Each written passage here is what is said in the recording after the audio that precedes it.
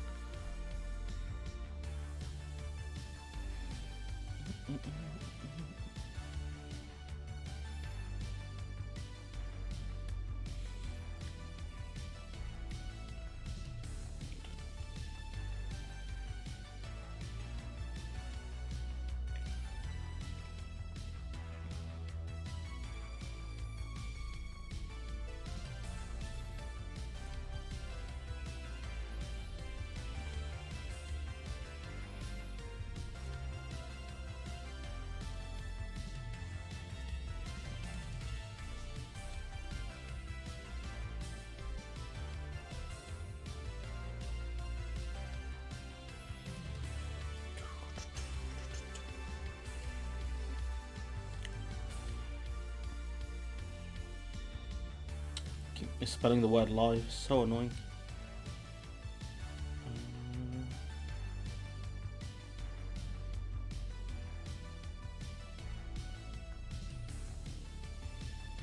Okay. Vietnam? I'd make Nam jokes, but I don't think it's the time to make any jokes. I'll be starting in about 2 minutes. Yeah, it did, didn't it? I'll kind of explain some of the stuff I want to say around the Ukraine situation, or the Ukraine situation, not as in the Ukraine, as in Ukraine, if that makes sense. Great start I've just had there, but yeah, the Ukraine situation.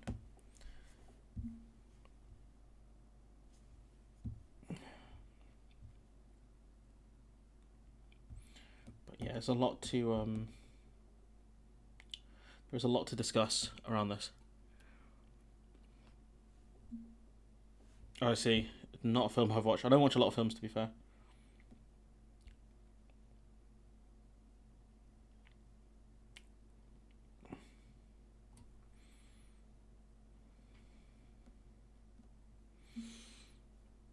We'll give about another minute, guys, and then we'll start the stream. I'm not gonna wait around too long today. I'm not in one of those moods. Wake up and yeah, just see violence. So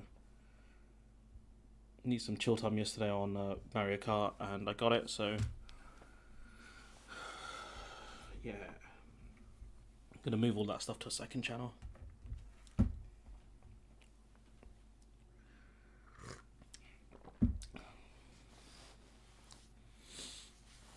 Yeah, it escalated real quick though. Real quickly. Like I can't remember the guy's name. Was like, whoa, that escalated quickly. Yeah, it's pretty much that situation.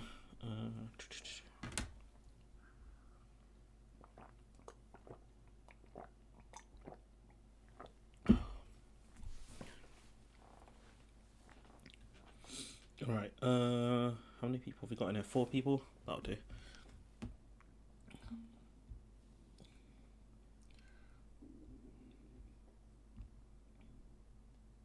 Yeah, do you know, we'll kick off the stream then. We'll kick off the stream. So, essentially, woke up and saw this. Where is it? There's a lot of tabs open. Yeah, sorry. So, essentially, we'll start with this bit, which is that.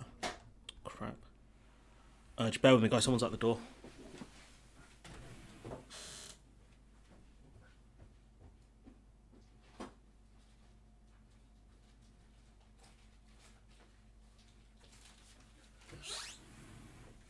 Just the postman. Postman, the backbone of our society. One of the backbones of our society. So, you might. Oh, Jesus. I'm not waking up well today. So, if we look at the map, so. Oh no! Don't say that. What did he say? What did Cleverly say? Can you link it in the Discord?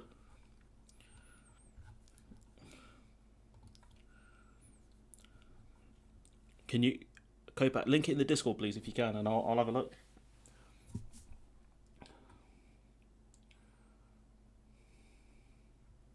I'm not too clued in as to what exactly has been said. I've got a statement from the EU we're going to look at in a minute. Thanks to Kopak for putting that in the server. So yeah, if you guys just start.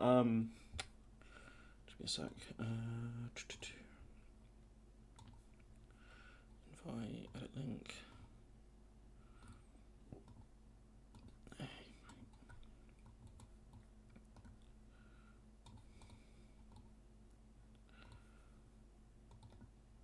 Oops, I must put my link in the server there. That would have been awkward.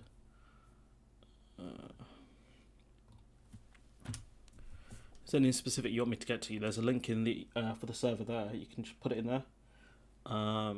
But yeah, you can see the situation here. So you've got these. So first we'll start with Crimea because I think that's important. So Russia annexed Crimea back in 2014, right? So that area is gone. So we knew Russia was serious when they talked about occupying parts of Crimea, parts of Ukraine. The only thing you could try and argue is that Russia took Crimea for strategic reasons, not for oh right, okay, cool. For strategic reasons and rather than for imperialistic reasons. Okay, that's not a good argument, but fine. But now you've got Russia essentially taking these two areas here, because these are held by Russian separatists. People essentially this is treason, really, wanting to back away from your own sovereign nation. I do believe in national self-determination, but not like this. So you've got these two areas that are held. It's not a large part of Ukraine, but then you've got shelling in all of these major cities. So Ivano-Frankivsk, explosions reported near major Ukrainian cities: Kiev, Kharkiv, Kramatorsk, Dnipro, Mariupol, Odessa. So you've got these areas that have been shelled by the Russians. And why would you start shelling these cities unless you're gearing up for a full-scale invasion? And this has scared the life out of people in these cities, and rightfully so. They should be scared, because a lot of these people could end up being killed by these shells that are attacking civilians. If we go to this video here, it's a video of shelling happening.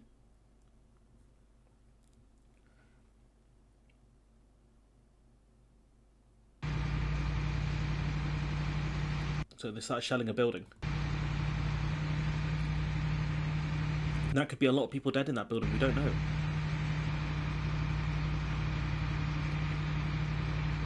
No, why they did it, I don't know. Russian forces have launched a military assault on neighbouring Ukraine, crossing its border and bombing military targets. Is this a military target though? It's just so stupid. Ukraine have urged the UN to do everything possible to stop what it calls a full-scale war, but the UN can't do anything here because of the way the UNSC is built. So for anyone who doesn't know, I covered this with my friend Clara a couple of years, probably last year.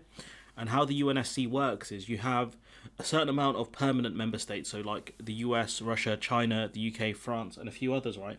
And then you have temporary member states that are just temporarily a part of the UNSC. So I think Ireland is one of them. I haven't checked the list, but what happens is any UNSC member can veto action by the UN and the UNSC. So if the UNSC wanted to pass sanctions on Russia, Russia can just block it.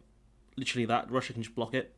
It's similar to the old League of Nations setup, where any member of the League of Nations could block action by the League of Nations. So when Japan invaded parts of Manchuria in China, the League of Nations tried to take action against Japan, and Japan were like, nah bruv, that was it. Russia took Crimea when Ukraine signed an arrangement with the EU instead of Russia's Eurasian economy. Was that what happened? What was it? Retaliation? That doesn't surprise me at all. And now we cut to this clip here of Liz Truss being absolutely mugged to her face. This is glorious. This is what the BBC should do more of, honestly, and all journalists should do more of this stuff. Supporters of the regime, those who are propping up Vladimir Putin, and those people who may have moved from Russia years ago and who are part of the British political system. Yeah, I understand that you're making that differentiation, but So what she's saying is she's trying to differentiate from people who prop up Vladimir Putin, you know, the oligarchs in Russia, and separate those from the people who live in the UK, who donate to the Tory party, who don't take Russian money. Or who give money, essentially, donations. But she's arguing they're not linked to the Kremlin because they live here. A picture from May of 2019. Here's the kill This is when shot. Theresa May was Prime Minister. This was from your Instagram. I think the thing you posted with this was Ladies' Night. There you are next to Theresa May. And the thing is, right, these idiots, they post pictures like this on the internet, and they're in pictures with these people, right? How, you know, like, did you not think this could come out badly for you guys? Like, this is why no country's parliamentary system or a democratic system should allow large donations from anyone. Forget foreign entities, especially foreign entities, but no party should be able to take large amounts of money from anyone, any group or person. It should be capped at, I don't know, like £1,000 or something like that. It's ridiculous. Next to, on the other side of Theresa May is Lyubov Janurkin, who's the wife of a former Russian minister who's given the Conservative Party more than £1.8 million. So he's a former Russian minister. So probably has links to the Kremlin, unless they parted on bad terms, which I doubt they would have done if this man's managed to get out with so much money. That makes her the biggest female donor in recent British political history. Her wealth comes from her husband, Vladimir, who has strong links to the Kremlin. Now, in that picture, at the time, there were 6 female cabinet members. Yeah, Jake, you're right there. And the point is, you've got 6 cabinet members here. This dude, her husband, you know, I think it's her here, her husband has strong links to the Kremlin. And what he's essentially doing is funneling money through her into the Tory party. Liz Truss, that shows us, doesn't it, that... Exactly, Kopak. This is exactly it. That, you know, the Tories are, you know, the Tories need this money. You know, the Tories have received £2 million with Russian links. £2 million. That's a lot of money to win an election, isn't it? The closeness of the British government to Russian money. What I can say to you today is that we will target anybody who we believe has links to the Putin regime, who is helping support and prop up the Putin government. So there you go. Look, there's 2 different things there she just said. Like, okay, let's have a look at this one. Is that we will target anybody who we believe has links to the Putin regime. Okay, so first point there, we will target anyone who has links to the Putin regime. So that would be that lady's husband we just mentioned a minute ago, who has strong links to the Kremlin, but who is helping support and prop up the Putin government. Who is helping to prop up the Putin government. So what these guys could argue is that, oh yeah, these are rich Russian people, but they're not helping prop up the Putin government. Yeah, okay then. You know, she didn't say the word "and," so maybe there's a get out of jail card, but yeah, we go back through that one more time. What I can say to you today is that we will target anybody who we believe has links to the Putin regime, who is helping support and prop up the Putin government, and nothing is off the table. You know, and the simple fact is, look, you've taken money from this lady's husband who has strong links to the Kremlin. What are you going to do? Are you going to give the money back? He's given a lot of money, evidently to buy influence, and it's worked because the sanctions that the British government have done are a joke. You've sanctioned three people, 3 Russian oligarchs, and a load of small banks, 5 small banks. What's that going to do? Jesus, you know, this was done before today, where the EU put out a statement. So we go back through the EU statement. It's quite a long video, so we'll go piece by piece with this one. You got von der Leyen and Borrell. Good morning. Early this morning, Russian troops invaded Ukraine. How's the audio? Can you guys hear this? I've sped up because of me, but can you guys hear this okay? A free and sovereign country. And once again, in the center of Europe, innocent women, men and children are dying of fear for their lives. We condemn this barbaric attack and the cynical arguments to justify it. Yeah, I mean, let's be real here. You know, if nothing bad was going, why they're trying to hide the Russian report? I mean, true. You know, they did hide that really aggressively. And you know, the British citizenship argument. You know, weren't they giving away like visas and things like that to people who were you know, rich investors? So it's a joke argument. So what? They live here and stuff like that. Fine, but evidently, you know, their millions are coming from somewhere.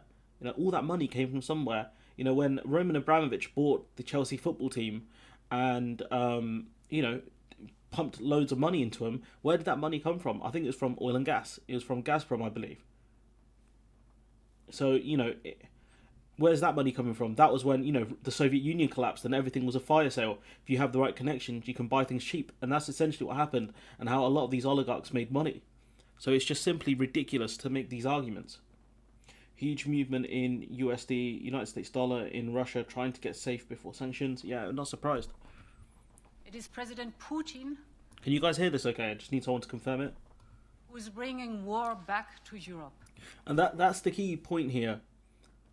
That's the key point here is Russia has been the aggressor through this whole situation all the way back in 2014 when they annexed Crimea. Russia was the aggressor then. For all of those people who keep saying, oh, you know, this is because NATO aggression, you know, because Russia doesn't want troops on the NATO border. Well, I've got news for you, Chief. There are NATO troops on the Russian border. So, you know, that's a lie. For a start, you know, maybe they want to keep Ukraine as, you know, a satellite region, but, you know, it's up to Ukraine what they want to be. You can't dictate to another country what they can and can't be.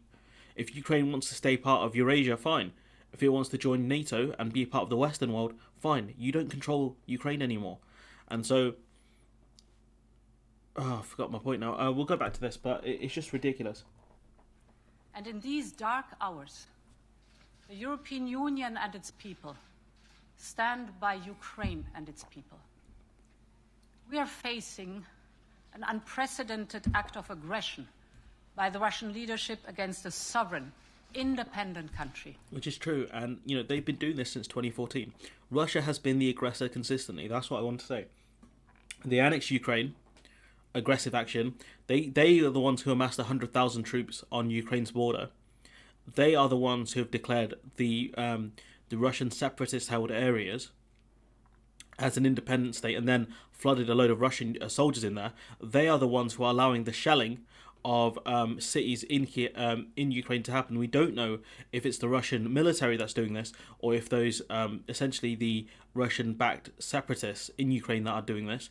But we know for the most part Russia are allowing this because these are long-range weapons being used to target places in Ukraine. So yeah, I don't want to hear it from anyone who wants to say the West is bad and all this stuff. Like, big man, we're talking about Russia right now. Sit down.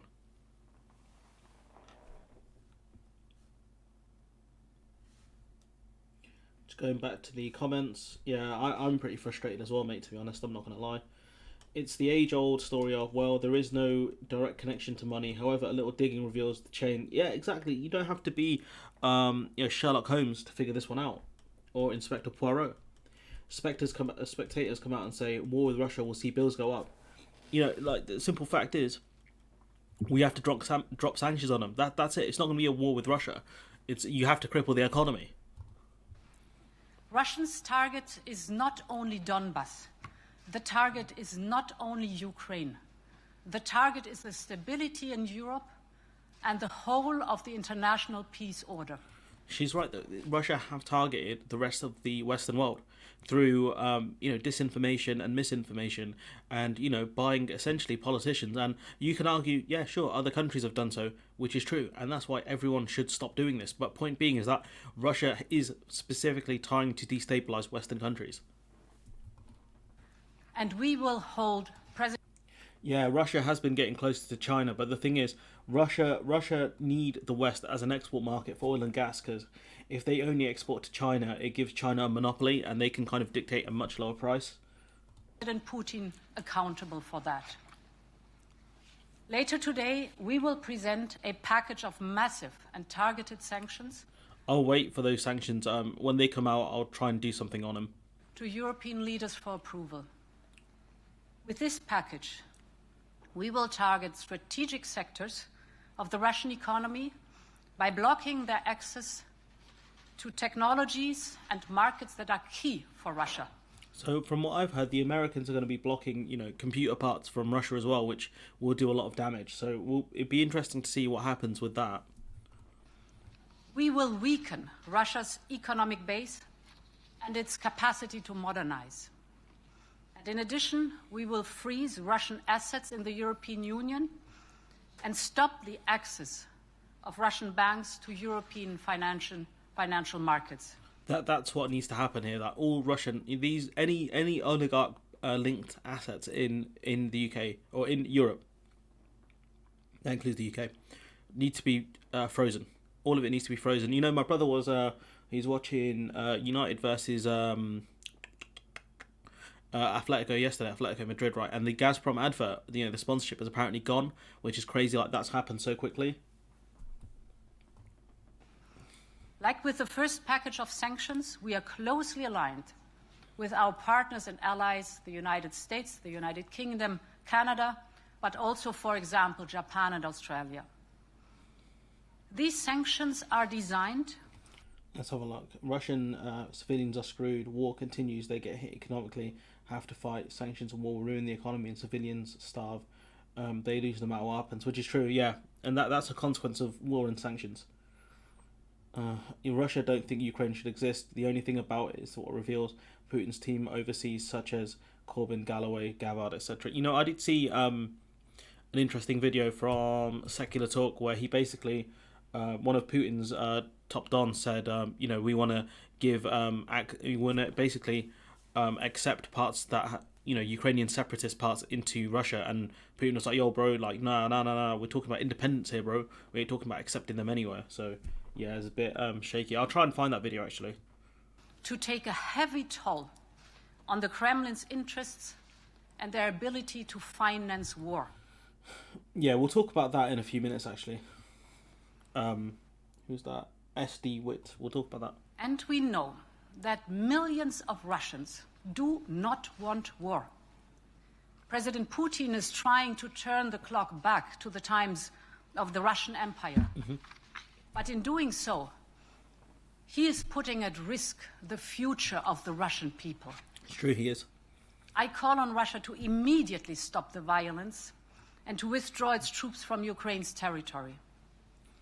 We will not let President Putin tear down the security architecture that has given Europe peace and stability over many decades. It was a bit dicey in certain parts of Europe in the 90s. We will not allow President Putin to replace the rule of law. Language, Duke. Language. By the rule of force and ruthlessness. He should not underestimate the resolve and strength of our democracies. So the thing I kind of wanted to talk about a bit earlier, and I'll talk about it now, which is, if you look at Russia's actions, right, it's things that have done is very if you look at high level fighters, right, what they do is something called a feint. So what they'll do is they'll make it look like they're going to do something when they're not. So if we look at Russia's actions, right, we'll go back to von der Leyen's statement in a minute. So let's have a look. So Russia invades Crimea, okay, annexes Crimea. What happened? You had some sanctions, but not a ton happened, right? Russian money was allowed to flow into the Tory party and other places, right? So you had that happen. Then Russia amasses 100,000 troops on the Ukraine border, okay? What happened? Nothing, okay? And so what Russia realizes, they can get away with stuff by doing this. They can escalate tensions and nothing will happen.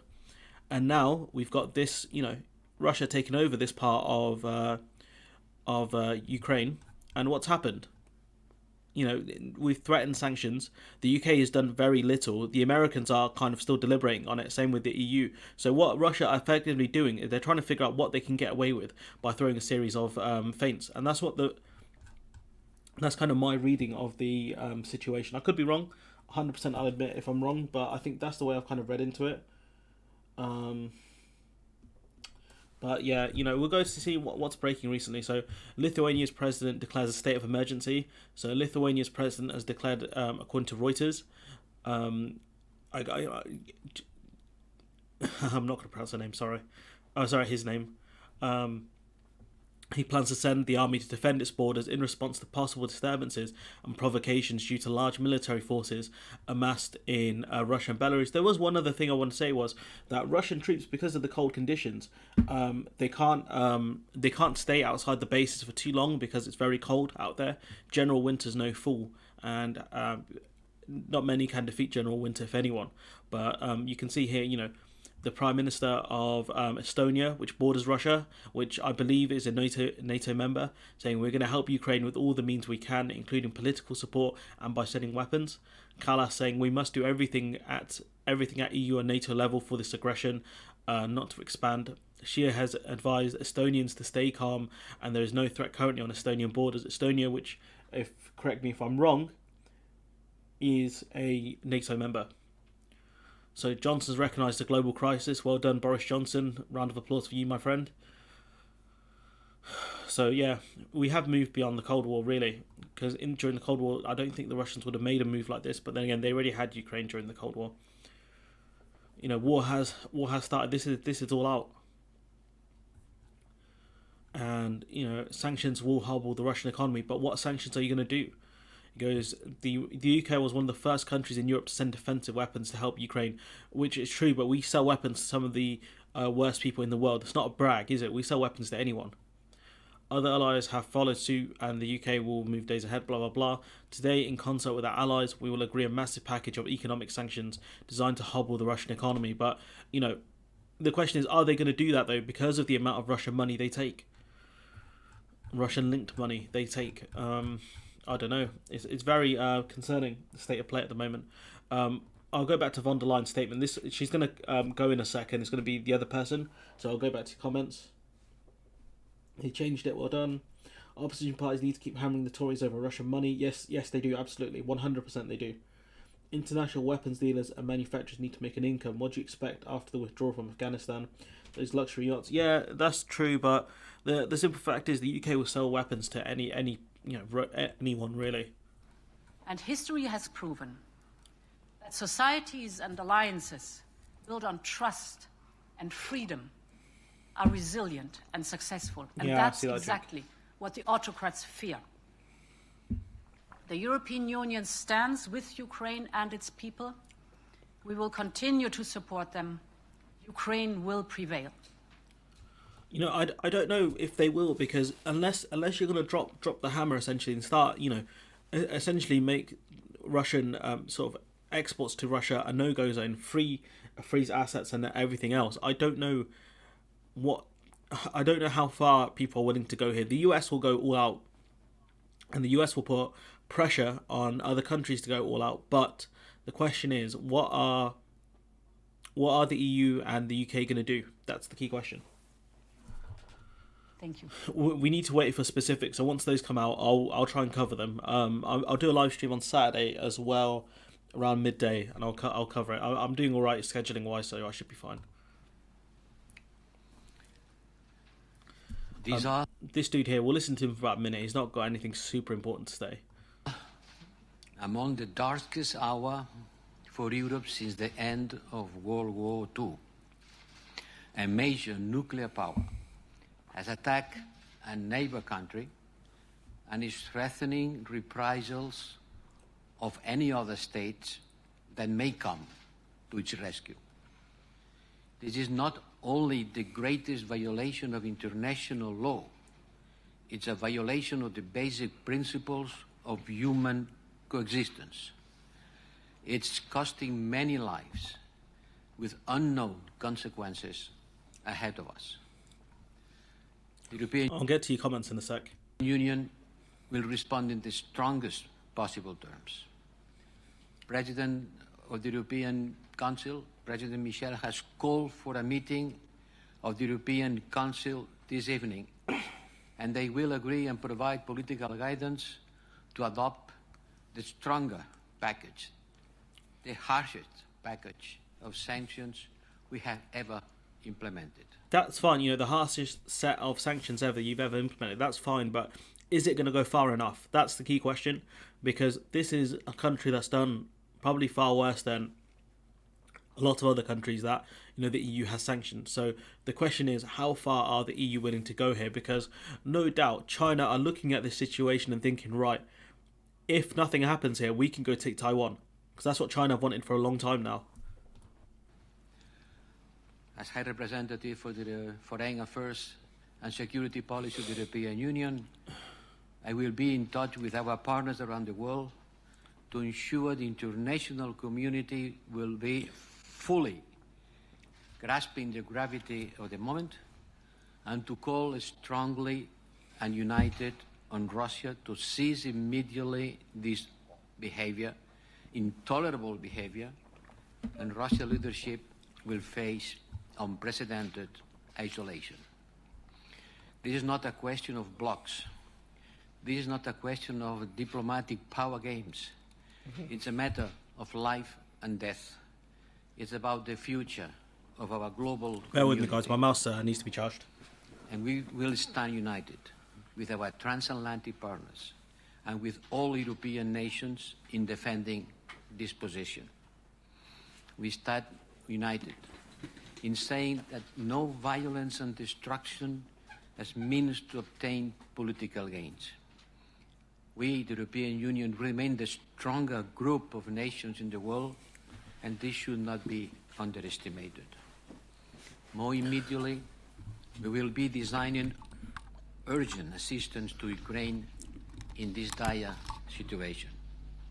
We will also be active in supporting evacuation operations, including of our own staff in zones affected by this Russian attack. The European Union, together with transatlantic and like-minded partners, have made unprecedented efforts to achieve a diplomatic solution to the security crisis caused by Russia. Okay, we'll move on. We'll move on now. But point being, I'll go to the comments now. No wonder the UK got sidelined. Yeah, let's not forget. Boris Johnson has, done some very stupid things. Gone to parties with certain members who are apparently linked to the Kremlin. So that's not great. The Tory party, I think, is more and more reliant on Russian money, as I think business donations will dry up, as they're the party of F business. And we're also a weakness because of the fact that the City of London is a laundromat, as they would call it, for the for Russian money. So you've got Labour urging the government to fast-track plans to clamp down on economic crime, amid pressure over UK links to Russia. Starmer called for long-promised legislation to be introduced in the coming days, saying there's no reason to delay. The economic crime bill is expected to bring in new transparency measures for UK firms and property. Boris Johnson said the bill would put forward within the next year, which, does he mean next year or like this year? Because that doesn't make sense doing it in 2024. But, he says we're proud, of the government's attempts to root out corrupt Russian money. Clearly, you haven't done a very good job, have you, big man? Maybe you're proud of the fact that you've done nothing in this regard, but clearly Labour are pushing for the City of London to be cleaned up here. So I said I'll go to your comments, and I haven't. I guess Putin's plan is to steal the northeastern half of Ukraine, possibly, but that would include the capital, I think. This might be the end of Putin. No leader in modern history has ever gotten away with invasion of another nation. You can treat your own people like crap, but not other nations. I don't know. Is that the case, Don Donovan, though? Is it? I don't think it is. So in that sense, Ukraine will prevail? Probably not. I mean, they're going to face occupation.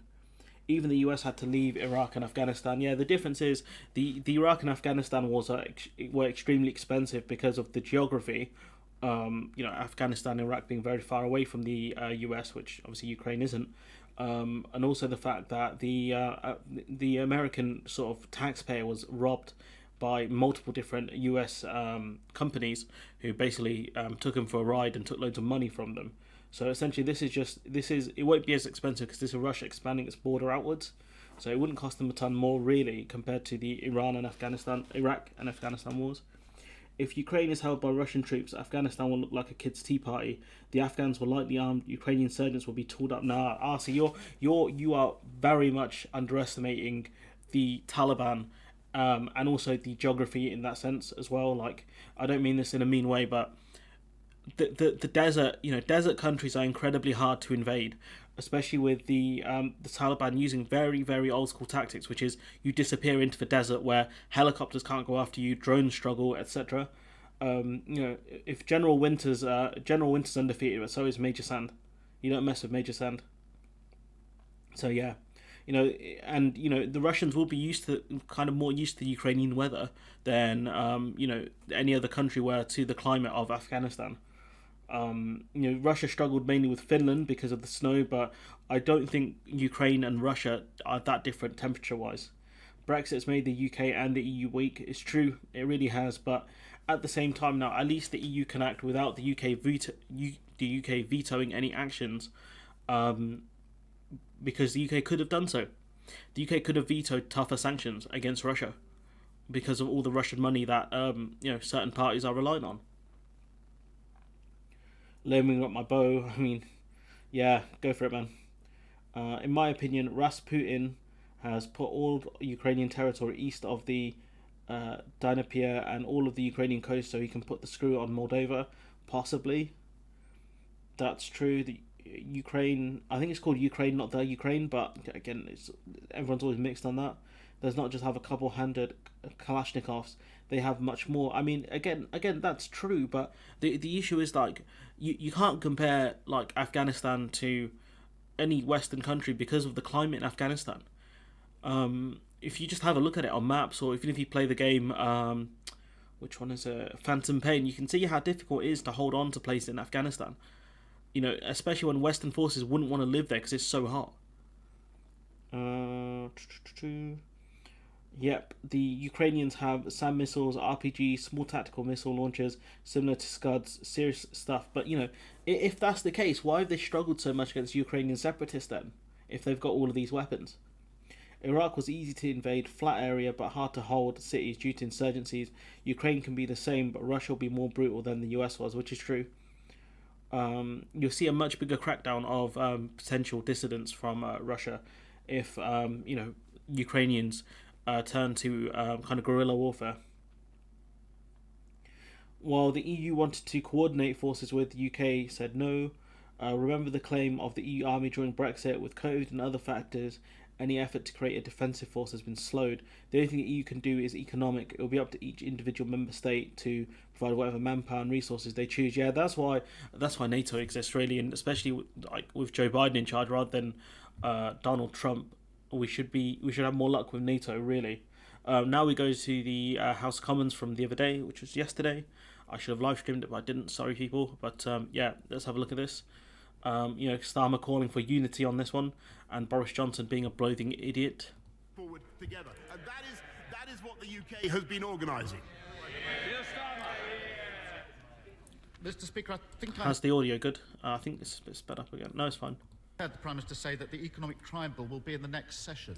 No, Trump's gone. I'm glad he's gone, because if Trump was in charge here, we'd be in trouble.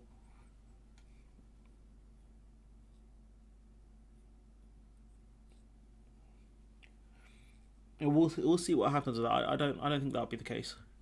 I hope I misheard that. Do you know what I've got to do? I've got to delay the video. It's coming out at 1 o'clock. This one's coming out about a cell phone article from the Telegraph. I have dropped the ball on. I'll move it to about 1:30. I have dropped the ball on the Russia situation. I'm not going to lie. I haven't covered it nearly as much as I should have done. But I can assure him, if he brings it forward in this session in coming days, it will have our support. There's no reason to delay this. Let me also turn to the elections bill. I'm not sure which specific bill he's talking about there, because the audio was cut off earlier. As it stands, the bill would allow unfettered donations from overseas to be made to UK political parties from shell companies and individuals with no connections to the UK. Labour has proposed amendments that protect our democracy from the flood of foreign money drowning our politics.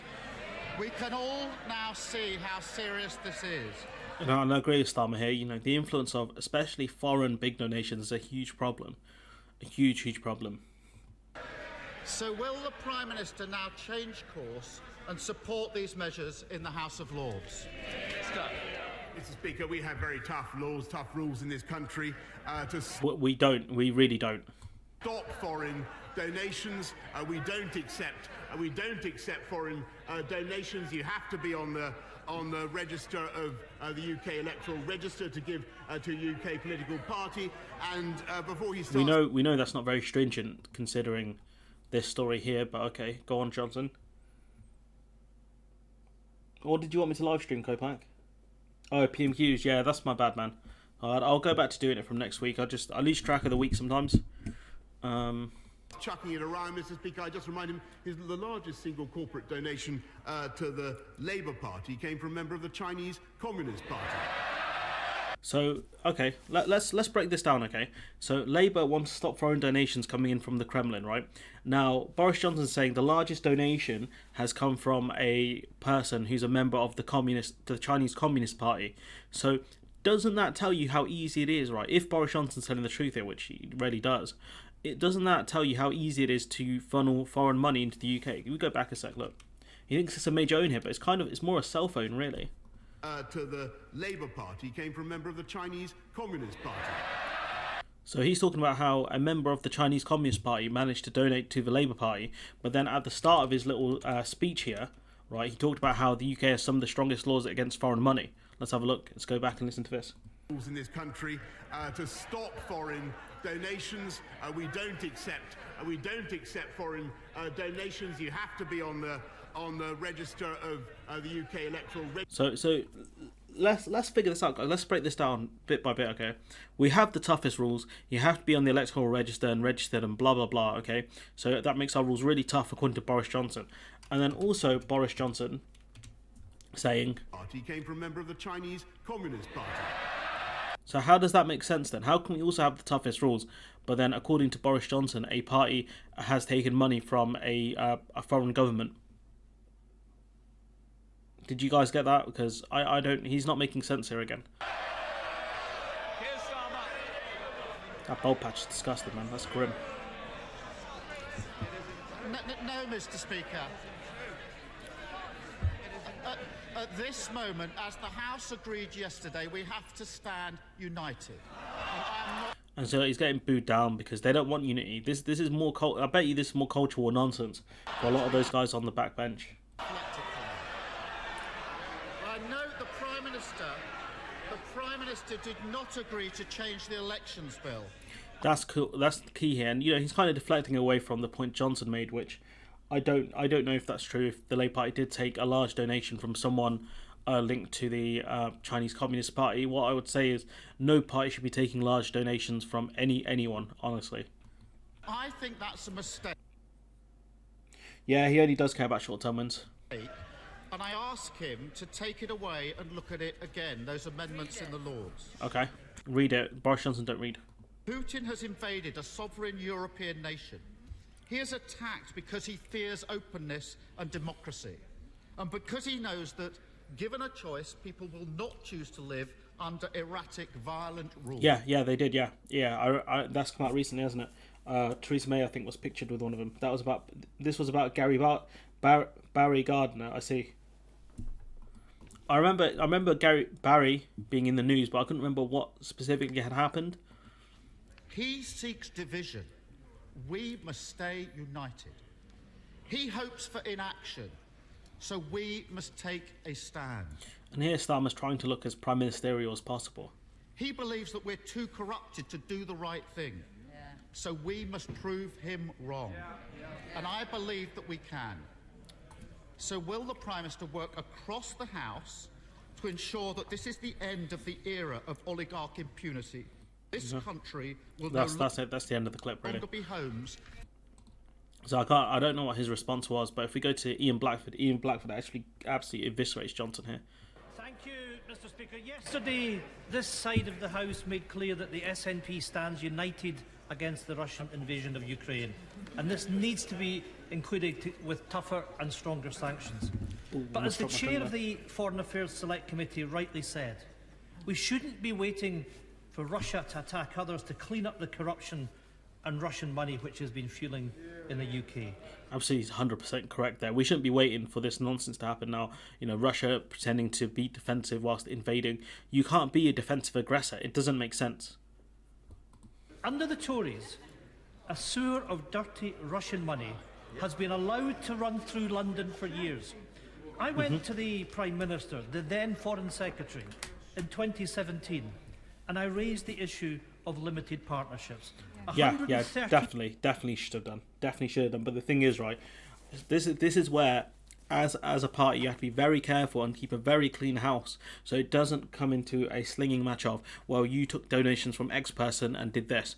That's why, you know, the Labour Party, I would want them to be above these sorts of donations, but you know, the Labour Party is struggling financially, so it doesn't surprise me if this stuff does happen with the party. But which is sad really, because I would donate to them, but you know, I don't like the current Labour Party. I really don't, and I'll talk about it now. Actually, I've seen this article here, which Labour will look at naming and shaming scheme for convicted people convicted of buying drugs. And I was like, you guys are idiots. Like, I've had enough of you guys. So Labour should keep a very clean house.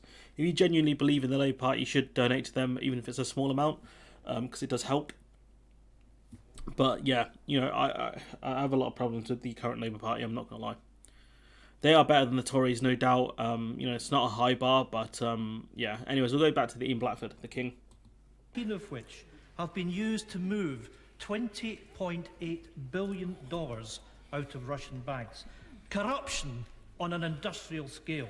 And this is what the UK is. It's the laundromat of Russian money. They use the City of London to clean up their money, and then they can use that for other things. You know, America was very similar. You know, you had a lot of Russians buying real estate in New York. It was something that I think Trump Jr. No, which one? The less ugly one. It's Trump Jr. who said it. You know, Russians sure like golf clubs and you know, apartments, condos and stuff.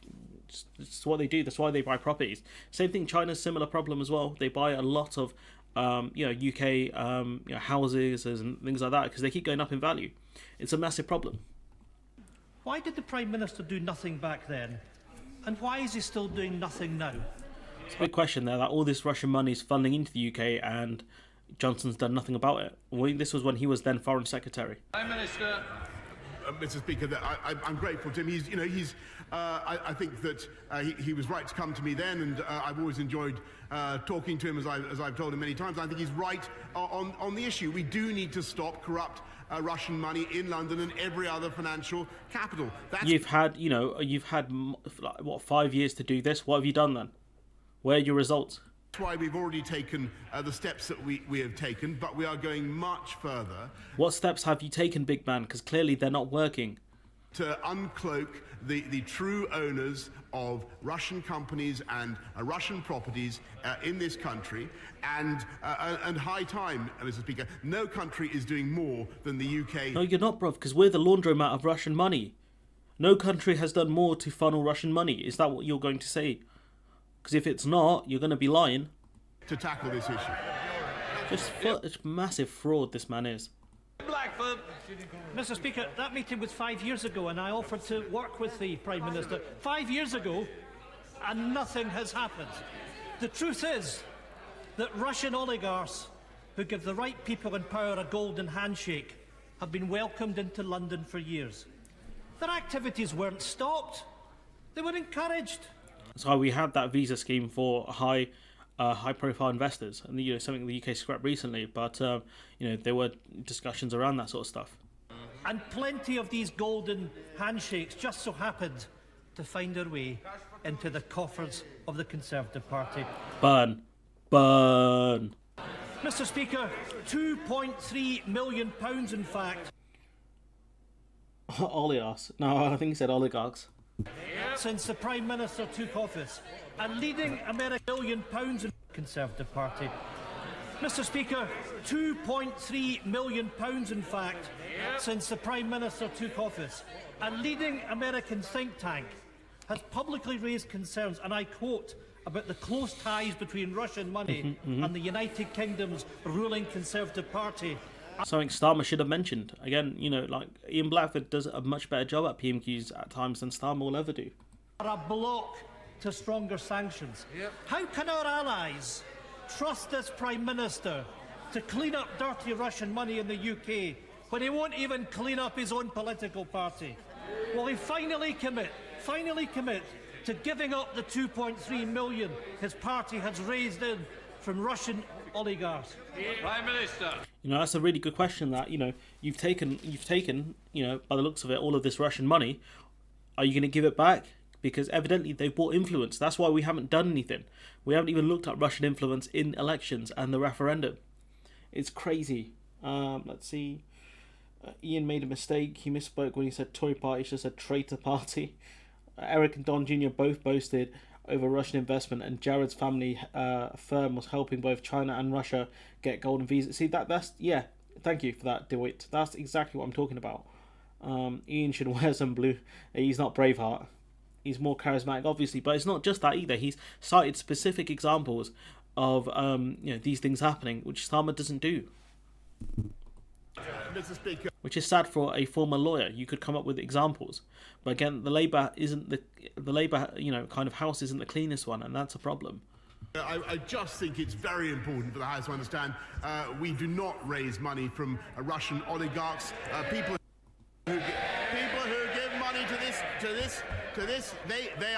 We raise money from people who are registered to vote on the UK Register of Interest. So are you saying Russian oligarchs can't be on the UK Register to Interest list? Is that what you're saying? Because I don't believe that's true. That is how we do it, Mr. Speaker. And I think his indignation is, I'm afraid, a bit much coming from somebody whose very own Alex Salmond is. So look, now he's going after Alex Salmond, who I don't think he's even a member of the SNP anymore. He's got his own party. And look at this waste man here. A leading presenter on, as far as I know, on Russia Today, which the leader of the opposition has just called on this country to ban. So Alex Salmond, who has left the SNP, has made his own party. He's a host on Russia Today, is a problem for the SNP and undermines Ian Blackford. What did anyone get that? Like, what is this man talking about here? Like, what a ridiculous person in trying to argue this point. Anyone who tries to use this point is just an idiot. Absolutely so stupid. One of the dumbest things I've ever heard. Honestly. Jesus. So MPs demand an end to London's laundromat, allowing dirty Russian money into the UK capital. No, thanks, bro. So furious MPs demanded an end to London's laundromat, which allows dirty Russian cash to flow through the city of London after Putin's troops invaded Ukraine. This should have been done a long time ago, honestly. Johnson announced sanctions against 3 billionaire oligarchs and 5 banks in relation for the Kremlin, but I believe the sanctions just put them on a no-fly list or something like that, which is crazy. And 5 banks, like, okay. Great, you know, he said any assets they hold in the UK will be frozen, and why Johnson has done this, you know, he's only gone for 3, is I think a message to these other oligarchs to get their money out, essentially. Get the money out, because otherwise, you know, if Putin keeps doing this, your assets are going to be frozen, rather than doing it outright now. Because if their assets were frozen, they'd be very pissed off, and they'd be going to Vlad and they'd be saying, yo bro, what the hell. Excuse me. The Prime Minister told the Commons, blah, blah, blah, this is the first tranche, the first barrage of what we're prepared to do. And this is a very weak, very, very weak first barrage. And this is from 2 days ago. So this is before Russia's major invasion this morning. But, you know, a very weak first salvo from a very weak Prime Minister. Let's be honest here. Oh, I see. But the thing is, though, like, what if that money is coming from abroad, though? Like, the US does not have a good system either, in fairness. Your system is really, really bad. We hold further sanctions, blah, blah, blah, blah, blah, blah, blah, blah, alongside the EU and the UK, the US. So, you know, MPs clearly want this to be dealt with, but it's taking too long. And the thing is, this won't be the quickest process unless you do a shoot first, ask questions later approach, which is you start freezing assets and you ask them to prove where the money's come from. There's a lot more. So you got the Russia report, this from last year, which is the British government and intelligence agencies failed to conduct any proper assessment of Kremlin attempts to interfere with the 2016 referendum. According to the long-delayed Russia report, the damning conclusion is contained within the 50 pages of the document from Parliament's Intelligence and Securities Committee, which said ministers had turned an effective blind eye to allegations of Russian disruption because the British government didn't want to touch this stuff. They didn't, because it would undermine their elections, but also it would undermine the Brexit referendum as well. It said the government had not seen or saw any evidence of successful interference in the democratic process at the time. And this kind of reminds me of the Met Police, which is, we're not going to investigate because there's not enough evidence. It's the same thing. The government saying, oh, we haven't seen any evidence because we haven't asked for any. It's ridiculous.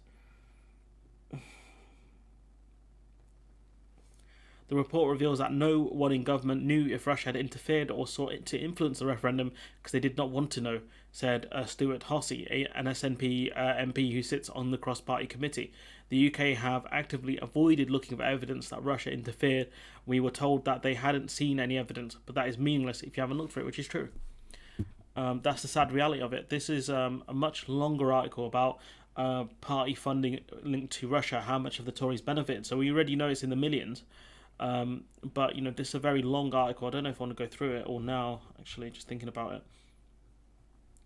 So Boris Johnson saying it would be impossible for someone with only Russian nationality to donate, but there are, obviously people can live here for a while, get UK citizenship, which the government are happy to give out to certain rich people, and then start donating. What's undoubtedly happened is that a series of people with dual UK-Russian nationality or significant business links to Russia have donated heavily to the Conservative Party in years. And what if you find someone with that dual nationality and you give them the money to donate to the Tory Party? That's very possible as well.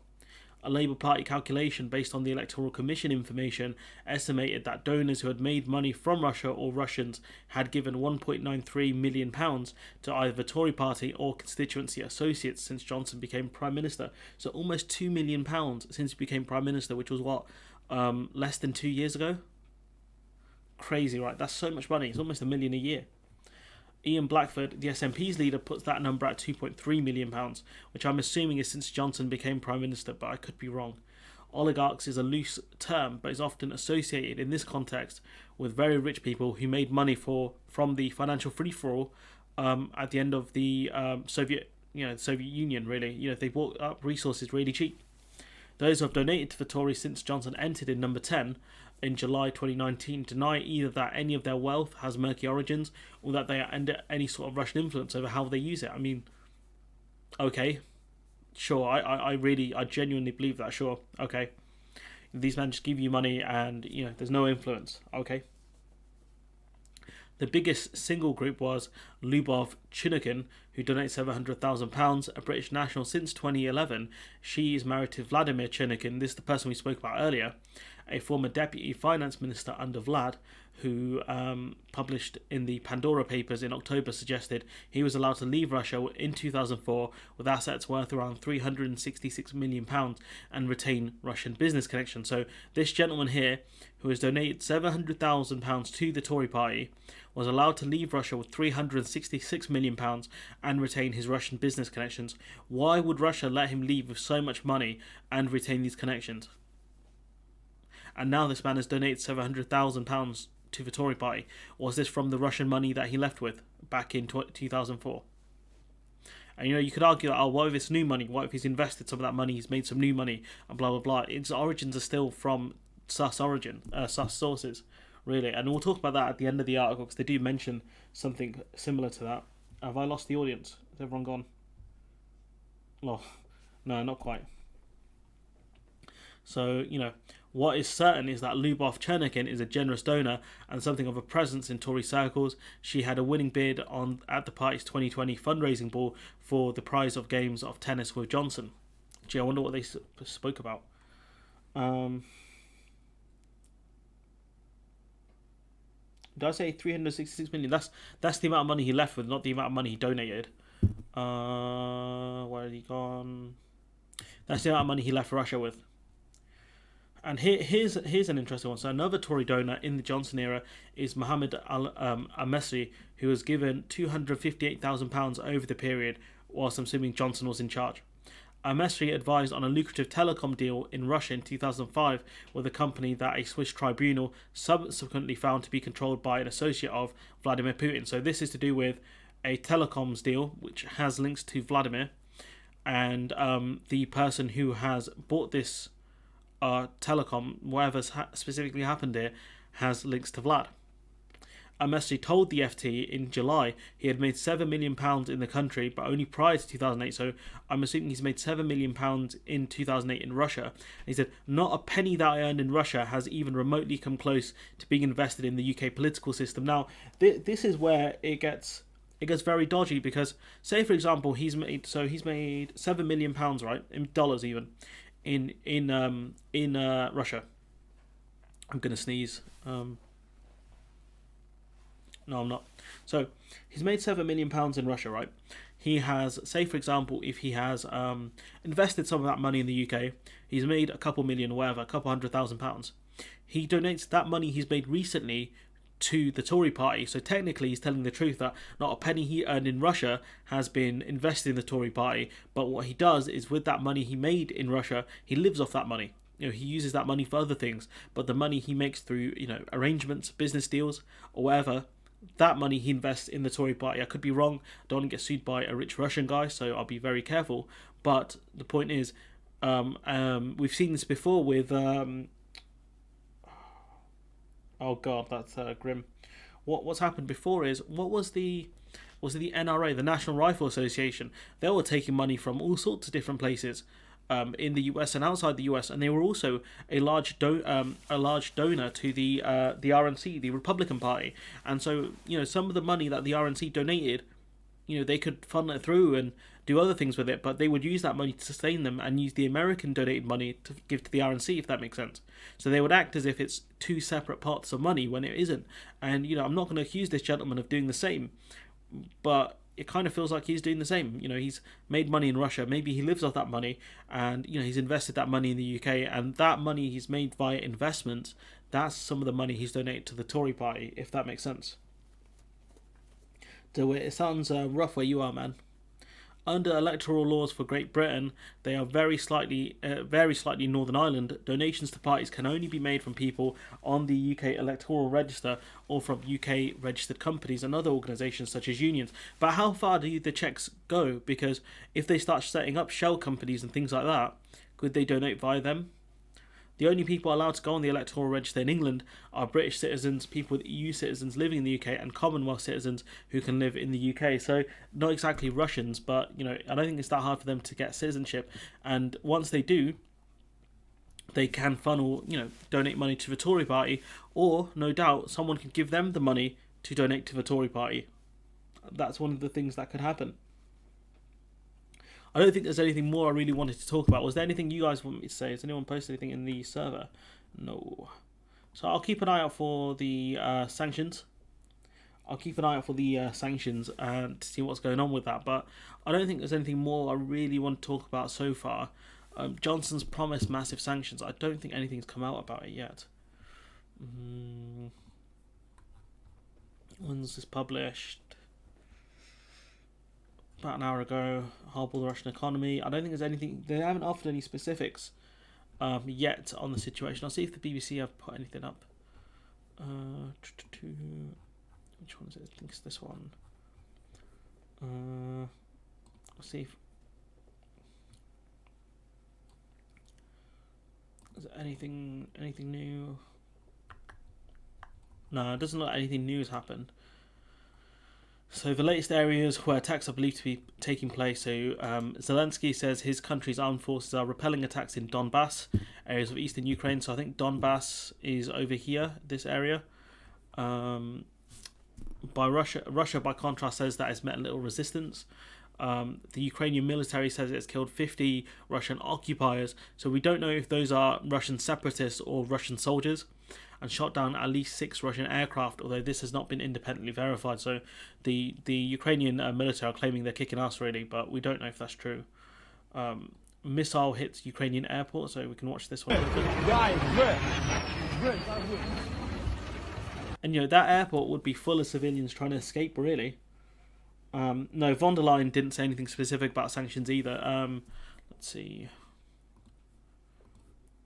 Against a sovereign, barbaric attack and its capacity to modernize. So this is what she said. The Russian economy present a package of massive and targeted sanctions to European leaders for approval. It's 1.25. With this package, we will target strategic sectors of the Russian economy by blocking their access to technologies and markets that are key for Russia.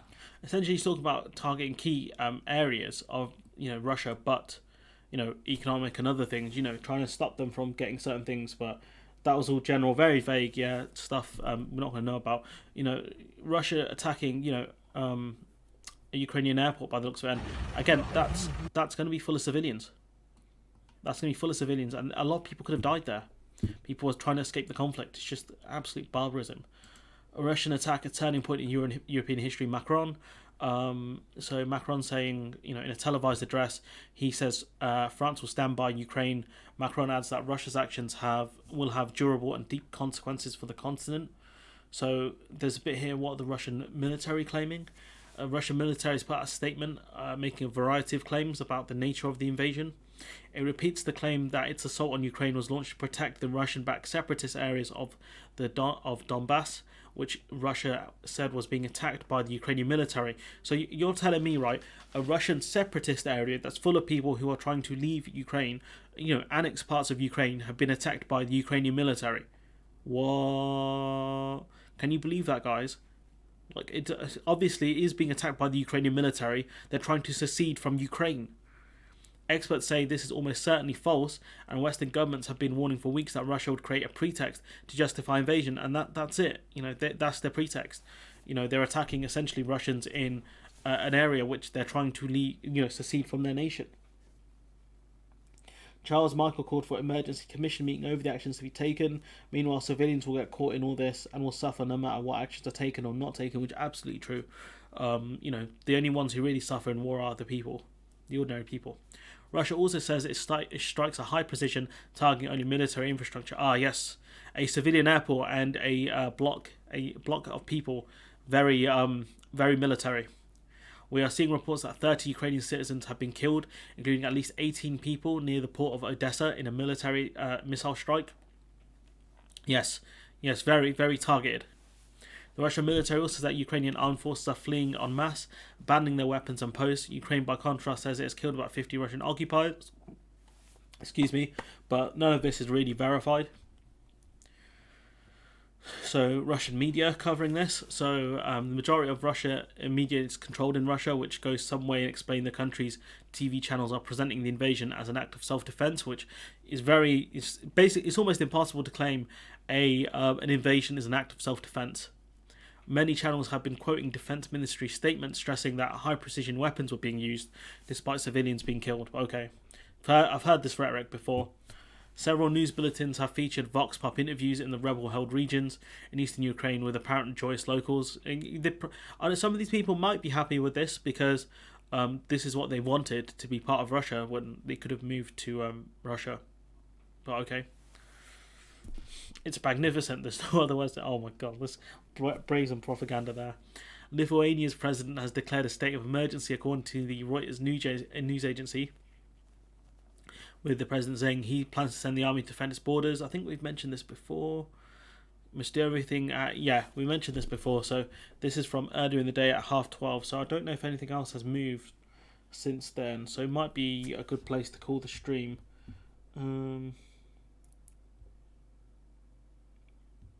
About 8 people left watching by the looks of things.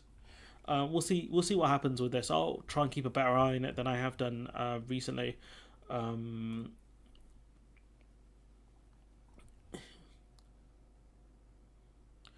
So here we've got EU sanctions will erode Russia's economy. So she said they will freeze Russian assets in the EU and stop access of Russian banks to European financial market.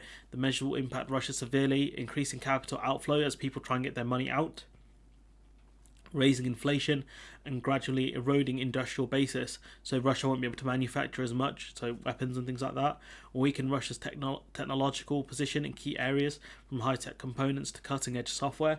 If you can't get certain computer parts in, it does kind of hobble your country. So we'll see what happens with that, because it's very hard.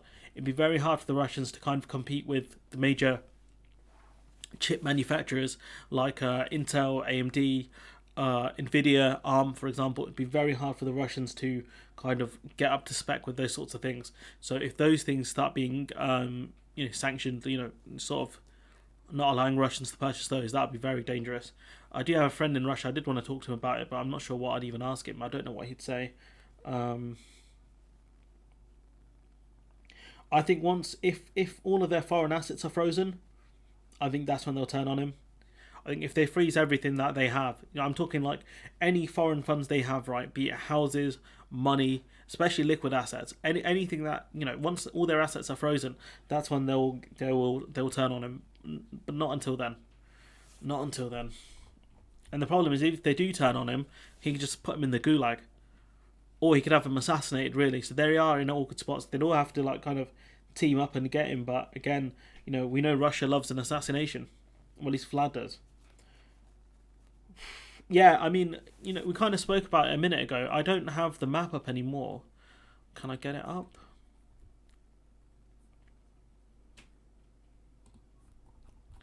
There was a map picture. Here we go. So let's look at this. Let's look at this.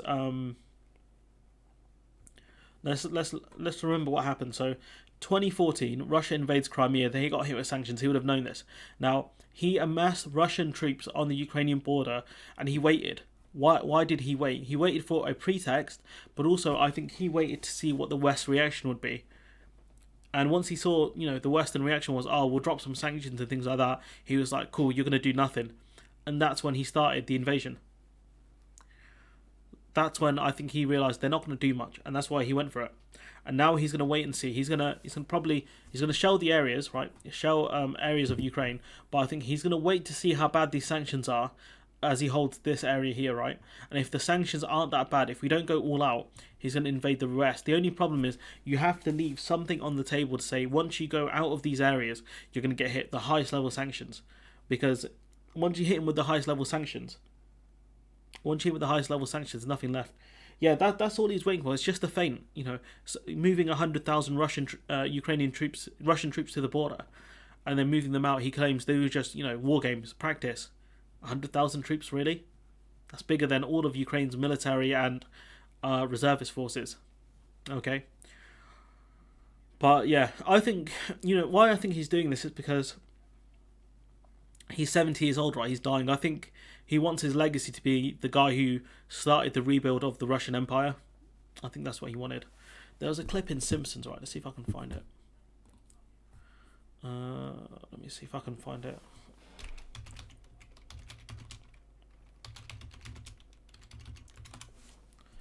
See if someone's put it up. Here it is. This is such a great clip. The Soviet Union will be pleased to offer amnesty to your wayward vassal. The Soviet Union? I thought you guys broke up. Yes, that's what we wanted you to think. It's basically Putin right now. Wanted you to think.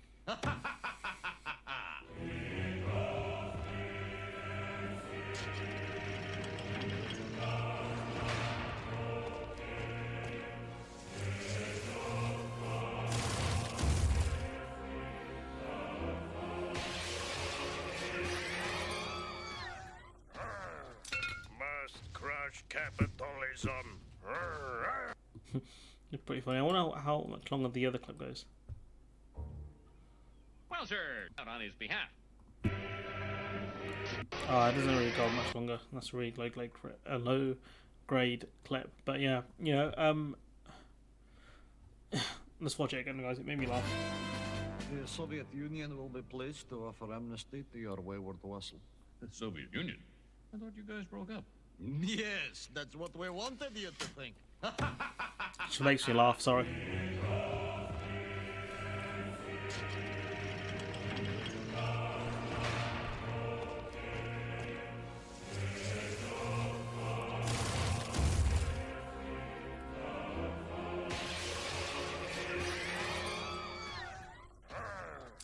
Must crush capitalism. If only, Vlad. If only. If only Vlad, you're still... No, I'm joking. Lenin, a bit of a warmonger himself. A bit a real warmonger. But anyways, yeah, Britain and Russia are two countries stuck in the past, and the sooner the UK we understand our place in the world, that's where things will get better. The world has changed over the last, 50 years or so, or, how long we've been a member of the EU, 30 years. and we just haven't understood that. But I'm gonna call it a day with the stream. What time did I issue the video to go out? I'm gonna put it at 1:30. So there's gonna be a video coming out on the Telegraph. It feels like the Brexit stuff's really just not that important anymore. In a sense of this stuff's way more important. You know, people are gonna die over this. You know, people are gonna directly suffer. So what I'm gonna do is I'm gonna just mix up a bit more and probably schedule more videos daily, but I do want to cover this stuff a lot more, honestly. BBC's Ukraine editor saying there's no safe place anymore in Ukraine, I'm assuming. I don't know if there's anything more kind of in this article. So Russia has begun a large-scale invasion of Ukraine, its southern neighbour, on the orders of Vlad. Explosions heard across the country, tanks entering Ukraine, so this is kind of new. Most of the people who won the war are, really, really old. Tanks and troops have poured into Ukraine at points along its eastern, southern and northern border, Ukraine says. Russian military convoys have crossed from Belarus into Ukraine's northern Cherniv region and from Russia into Sumy region, which is also in the north, Ukraine's border guard service said. Belarus is a long-term ally of Russia. Analysts describe the small country as Russia's client state, whatever that means. Convoys have also entered eastern Luhansk and Kharkiv regions and have moved into the Kherson regions from Crimea. So essentially it looks like a full-scale invasion. Ukraine says it's fighting back, and again, Ukraine are going to overstate how well they're doing because they want the West to back them, militarily. Residents seeking shelter in bomb shelters and things like that, and in the metro, because the metro is quite deep underground. Oil price jumps more than $100 a barrel by the looks of it, more than in 7 years. Russian currency, the ruble, fell to an all-time low against the dollar and the euro, and that's going to affect Russia because now their imports, wherever they can import, are going to go up by a lot. It's going to go up by a lot. That's the impact of Russian exports. This would help Russian exports, but with the impending trade sanctions, what can Russia actually export at this point? The world condemns Putin, so we've got Joseph R. Biden saying Putin has chosen a premeditated war that will bring catastrophic loss of human life. He said he would address Americans on Thursday, so he'll address them later today. So I'll keep an eye out for that. If we'll do a stream on Saturday. We'll do a stream on Saturday and we'll cover most of this. Boris Johnson said that the hideous and barbaric venture by Vlad must end in failure. Addressing Russians, he said, "I cannot believe this is being done in your name, or that you really want the pariah status it will bring to the Putin regime." I mean, again, this is why you have a clean house, because the Russians could try and flip this back on him. NATO General Secretary Jens Stoltenberg, which is a pretty cool name, condemns Russia's reckless actions. Europe was facing its darkest hour since World War II. However, former US President Trump saying Putin took advantage of America's weakness, which is ironic considering he made America weak. Hey, Johnny K. ATMs in Russia already empty of United States dollars. Interesting. Simple guide. See, a simple guide to the situation. Here's Ukraine, here's Russia. Yeah, you can't get more simple than that. Let's see what else they got. Also borders several other countries that are member states of NATO. So you can see, Russia's argument that they're doing this for security reasons because they're scared of Russian troops on the NATO border, right? You already have two countries there. One's Estonia, and the other one might be Latvia. I'm not 100% sure. But, you have Russian troops on their border already. So Russia's argument didn't make any sense. President Putin sees Ukraine as historically part of Russia. Sure, but that history's done. Like you gave up Ukraine, or Ukraine had to be given up after the collapse of the Soviet Union. You can't take it back, you mug. Since 2014, Russian-backed separatists and Ukraine's armed forces have been fighting in the eastern region of Donetsk, and since 2014 is such a long time. Such a long time for kind of civil war to be brewing, really. If we were members of the EU, Duke, we would probably be vetoing a lot of the EU's actions right now, so it's probably better we're not part of them, in a sense. But as I was talking about during my Mario Kart stream yesterday, right? the UK has to be the EU and the US have to make sure the UK even doesn't undermine the efforts of the EU and the US. So what I mean by that is during the Abyssinia crisis, when Italy invaded what was then called Abyssinia, what happened was the UK and the French didn't want to do major sanctions on Italy. If we did, we would have closed the Suez Canal. Anyways, point being is that we sanctioned oil. I believe we sanctioned oil from the Italians. And what happened was, because the Americans weren't a member of the League of Nations, the Americans actually sold oil to the Italians, which helped their invasion. And so the UK could very much play that kind of role here, where we don't do enough to freeze Russian assets, and we allow kind of the Russians to take money out of the EU and the US and funnel it into London, really. And that way they can continue with their actions. And the US has to make sure there's a lot of pressure on the UK not to do that, not to take that role of a Judas, essentially, on the international stage. The UK isn't doing enough to stop Russian money, and we know the reason, because the Russians evidently donate a lot of money to the Tory party. Not being in the EU is not holding the UK back with creating sanctions. True, we could create the most aggressive sanctions from anyone in the world, but we're not. It's a choice, and by exiting the EU, it does show you how it does expose our government for how inept they are. That was the only good thing about Brexit, was it forces our, the British government. You can't blame the EU anymore. Not really. We have to blame ourselves, and that's hard. Reality is difficult. But the simple fact is, the Tory party, evidently take a lot of Russian money and have decided, maybe for that reason, that they don't want to sanction Russia that much. They've essentially given the Russians the red flag to get their money out of Russia. I mean, out of the UK even. Because he's gone after 3 Russian oligarchs. 3? He's decided to freeze their assets. So he's essentially told them, get your money out, dog. But there was one thing I actually saw that I might as well cover. It's on Twitter. It's on Twitter. So let's see. Go on my page. There's something Ava Saventina, I think that's her name. She tweeted from someone else. You've got Boris Johnson here. Plenty of MPs, including some Tories, are making it obvious in the Commons they don't think the UK sanctions go far enough. And the simple fact is they don't. He said Roman Abramovich had already been sanctioned. He hasn't. It's not true. And Johnson actually retracted that statement. Not in the House of Commons, not directly, but he did post a written thing, which is just embarrassing. Where are you, Ava? Where have you gone? Oh, it must have been... maybe the tweet was deleted? No, I don't think I can find it. Great. So my finest thumbnail work right there. Where is it gone? I don't know if it's a deleted tweet or what then.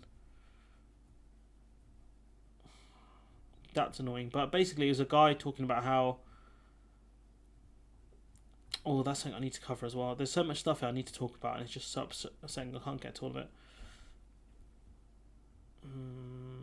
But there was a bit here where basically some guy talked about the collapse of the city of London because of the if we sanctioned Russia.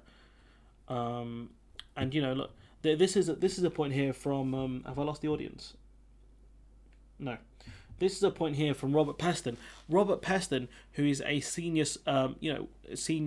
correspondent at ITV, saying, "What I simply don't understand about the graduated approach to Boris Johnson's sanctions against Russian banks and oligarchs is that anyone who thinks they'll be targeted will now be shipping their liquid assets out of London by the lorry load." So he doesn't understand why they're doing this, and that's exactly why they're doing this. You got Mog, who's apparently sold off shares in Russian banks and other things. You don't understand much, it seems, and this is something that's a running thread with Robert Peston. He'll just claim ignorance at these things. Oh, I wonder why Boris Johnson's doing this thing. Ooh. Such an idiot, this guy. I actually hate him. I hate him and Laura Kunzberg. I hate him more, though, to be honest. Tom Tugendhat, warning that Boris Johnson's plans to ratchet up sanctions could be misinterpreted as giving the Russians a free pass. cleverly saying Western sanctions will ratchet up in response. I mean, okay, let's see it then. I'll wait to see it. You know, this was 2 days ago. The invasion was this morning, so hence why I've kind of scrambled out here to kind of do a live stream. I hope that's aimed at Paston. Phil was saying a Tory backbencher was asking questions about the lack of sanctions. Yeah, you know, they are asking about it. They're saying, why don't you do more? And it's evidently clear, especially when I think business donations from the to the Tories will start drying up a bit, primarily because of the fact that you know, Boris Johnson ran on a thing of F business. You know, the Tory party isn't the party of business anymore. So, you know, I don't think businesses will donate as much to them, especially because Labour are trying to run on the party of pro-business. So yeah, I hate Paston. I hate Paston a lot.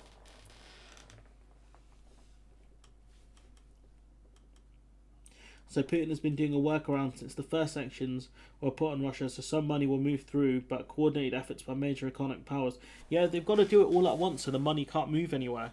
You know, essentially, you know, the EU, the UK and the US need to work together to shut it down.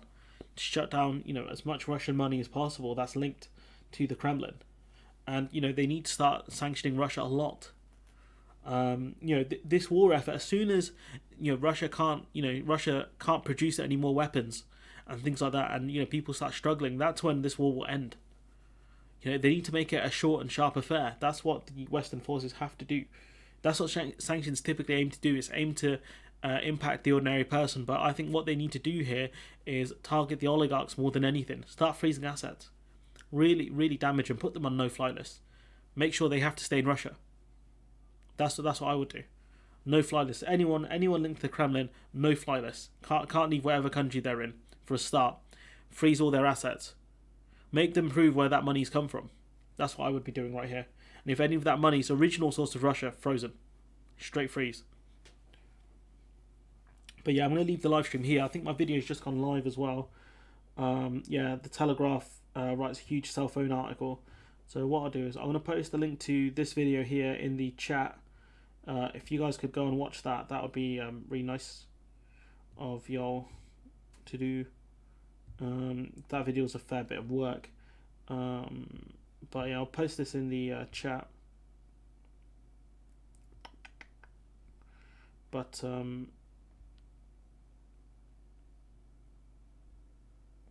so I'll just post a link to the video in the chat, but I'm going to call it a day here.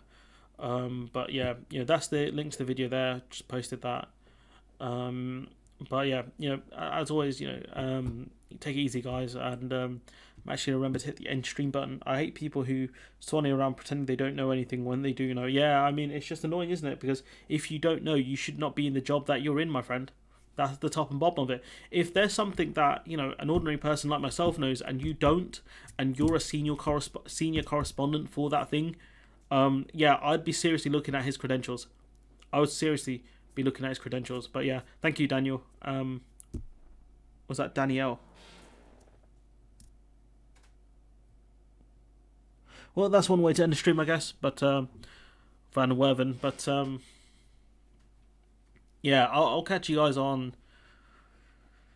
Yeah, that's a funny one, Duke. Yeah, that I like that one. But I'll tell you what, I want to end the stream here, and I'll probably do a stream on Saturday. And depending on how things go, hopefully, Daniel. It's Daniel.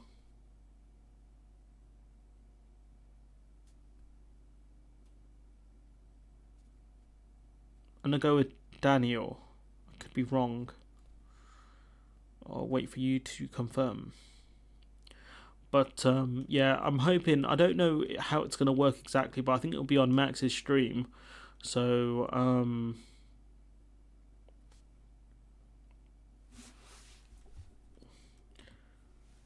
probably not, to be honest. I think my headphones are just switched off, so yeah, I've got some editing I need to do for videos anyways that I recorded yesterday. I'll probably give it a break today and then just go at it again tomorrow. But yeah, I'll keep a closer eye on this Russia situation as it unfolds. I was just kind of worried about doing hysterics. I think that was the main problem of like saying, oh, Russia's going to invade and they don't and you look stupid. But, you know, I think that's the thing a lot of people are concerned about, because that's what Russia said, essentially. We baited you guys, and it didn't work. And then, yeah. Anyways, join the Discord. The link was posted earlier in the chat if you want to.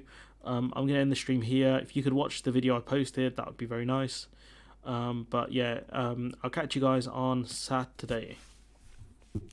Bye.